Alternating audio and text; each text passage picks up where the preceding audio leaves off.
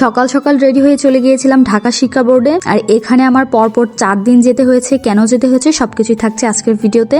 তৃতীয়বার যখন আমি ঢাকা বোর্ডে যাই, ওই দিনকে ছিল মিটিং এর দিন। আমাদেরকে হাজিরা দেওয়ার কথা ছিল, আমাদের বলতে আমারই আর কি হাজিরা দেওয়ার কথা ছিল। নোটিশ বোর্ডে রুম নাম্বার এবং সিরিয়াল নাম্বার দেখে চলে আসলাম ভবনের 4 তলায়। তো এসে তো দেখি ভাই লম্বা একটা লাইন। এখানে আমি নিরীহর মতো দাঁড়িয়েছিলাম সিরিয়াল। এখানে সবার সাথে গার্ডিয়ান থাকলেও আমি মূলত একাই ছিলাম, অনেক সাহসী কিনা তাই। তো যাই হোক, আমি মূলত গিয়েছিলাম আমার সার্টিফিকেট সংশোধন করার জন্য। সার্টিফিকেটে আম্মু আব্বুর নাম ভুল এসেছে। আর ভাই রে ভাই, এটা যে কি পরিমাণ হ্যাসাল বলে বোঝানোর মতো না। বিশেষ করে এই রুম থেকে ওই রুম, এই ভবন থেকে ওই ভবন, তো এরকম করতে করতেই তোমার জীবন চলে যাবে। তো যাদের হচ্ছে নামে নিজের নাম এবং বাবা মার নাম ভুল আছে, তারা খুব তাড়াতাড়ি সংশোধন করে নাও, কেননা যত দিন যাচ্ছে তত বেশি এটা কঠিন হয়ে যাচ্ছে। ওই দিকের কাজকর্ম শেষ করে আমি চলে এসেছিলাম দোয়েল চত্বরে। আর দোয়েল চত্বর তো জানোই মোস্ট পপুলার একটা প্লেস, বিশেষ করে রুম ডেকোরেশন আইটেমের জন্য। এখানে এসে কেউ কিছু কেনেনি, খালি হাতে চলে গেছে এরকম মানুষ খুব কমই আছে। আমিও কিছু কিনেছিলাম, তবে সেটা দেখাবো অন্য একটা ভিডিওতে, যেদিনকে আমি আমার রুমটা সুন্দর করে ডেকোরেশন করব।